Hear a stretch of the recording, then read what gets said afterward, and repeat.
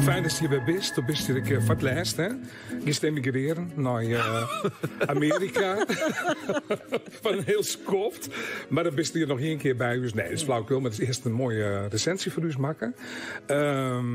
Waar bist je west? Nou, ik ben naar Haaswest, naar de Hanemahoes. Ja, mooi museum. Prachtig en heel mooi oud gebouw. Het zit vol met schilderijen van skippen en modellen van sluizen en orenskippen en prachtig. Ja. Maar wat dan heel leuk is, dat er in je rond is met hele moderne kunst hinget. Dat verrast. Dus daar middenin, ineens kom je in een orenvraat. En als je het werk van Françoise Stoop. En die werkt op jute. En dan denk je, nou ja, schilders doe ik jute. Ja, in wezen. Ja, maar zij werkt op sekjes die het broek binnen van dik verswering. Het zijn hele lietse sekjes. Ja, als ik meestal zit net tillen, denk ik.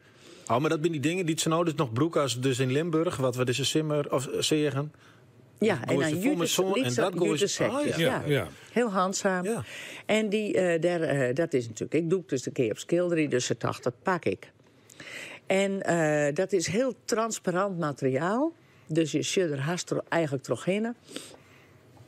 En ze schildert er hele eenvoudige voorstellingen op.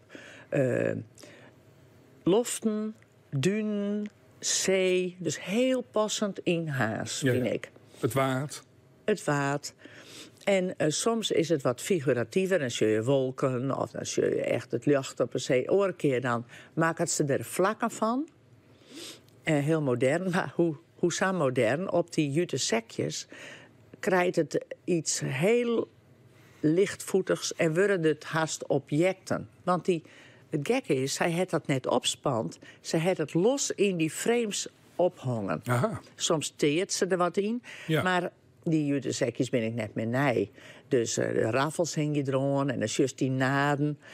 En het hing het slap erin. En zij neemt het zelf slow art.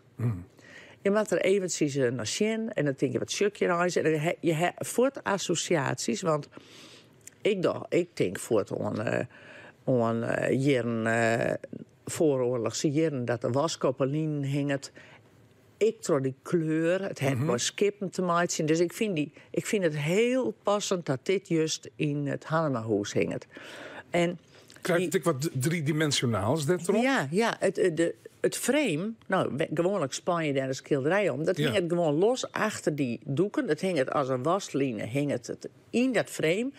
En daardoor krijgt het iets driedimensionaal. Dus het worden gewoon objecten. Ja. Ik heb dat nog nooit zo gezien. Nee, echt. En in een doek het ze wel opspant. Je hebt uit een oudere serie, die hier ze er beter net bij hing kind. Oh. Want dat had geen diepte. En dat docht zo'n afbreuk aan de rest die juist diepte had. Wees toch verrast wist. Ja. Dat stinkt van dit mooi teer. Want dat had ze wel opspan. Ja, die wie opspant, wie een opspant doekt. Ja. Hier gewoon net bij matten. Oké. En ik heb een foto van Ian allerverschrikkelijkst mooi werk. Dat ben de 5 sekjes. sekjes inderdaad, Die omhoeken zitten, die hang je los in een frame, maar de raffels eronder on. En dan had ze heel losjes, maar olieverf voorheen schilderen. Heel bewegelijk. De galvensjes erin. En toch dat die jute sekken net rucht hing je, wordt het extra bewegelijk. Maar je moet er even naar zien om dat te ervaren. Er zit wat loft boven, zo je voorstellen kunt. Ja. Dus, En wat verschillende kleuren, denk je? Roze, naar wat donkerder blauw, groen. Ja, hoofdzakelijk in deze tentoonstelling had ze de zee wel blauw schilderen. Blauwig, grienig. Maar heel aards, wil ik maar zeggen. Dus die relatie met de natuur en skippen en havens is helemaal onwezig. Nou ja, maar de vezels en dergelijke natuurlijk. En jouwt het als je erbij binnen beweegt het toch een soort, had je de del in of zo dat het wat beweegt of dat, want het zit net vast. Nee, dat zou je wel verwachten, maar ik ben er even heel flink bij de del stapt en er gebeurt niks. Er gebeurt niks, oké. Maar het hier wel kind, ja, ik denk het wel, ja. Dus dit vond ik het echt het allermooiste doek. Hoe groot is het als je erbij bij je Nou, staan? in Santig bij Santig. Oké. Dus nee, ik net. En die orenschilderijen die binnen echt volle liederen, want die sekjes zijn zo'n beetje 50 bij 30. Ja. En dat is dan zo'n beetje het schilderij. Dus, Is het dreig om dit soort schildering? Of zoest dat extra kinderen? nou ja, denk ik er net om. Nee, maar ik bedoel qua techniek. Nee, nee, het is meer de visie Ja. dan de techniek. Nee. Het is gewoon een heel mooi concept wat zij bedacht heeft. Ja. Ze is een keer een miste, hè? Ja. Is dat ik waarom in dit werk van haar? De kleuren? Nee, of de... helemaal net. Nee, hè? Nee, misschien wel die hang naar dat rompelijke. Ja.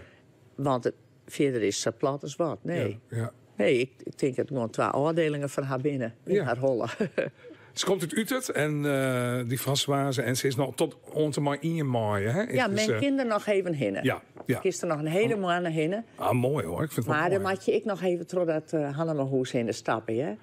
Want Ja, het is een prachtig museum. Ja. dat Wat is die hoge luchten? Binnen die er nog? Nee, die ben er Dat wel verhaal maar... Ja. Nee, maar er komt nou... deel 2 komt er nou ik van. Ja. Van San Roenreis, de tentoonstelling. Die komt er al. Dat ben nou de schilderij uit het depot van het Rijks. Ja. Hè, die jongens nooit zeggen. Nee, dus, en dat Reisert deel, dus dat is juist hele beroemde schilderijen. Ja. Ja, nee, dat is het Hannemahuis. Dan voelt het juist zo mooi dat deze moderne kunst in staan rond als het Hannemahuis. Dat was ze sober, hè, Sardes? Ja, als je binnenstappen, hang je daar alleen nog die frames, maar die sobere sekken erin. Ja.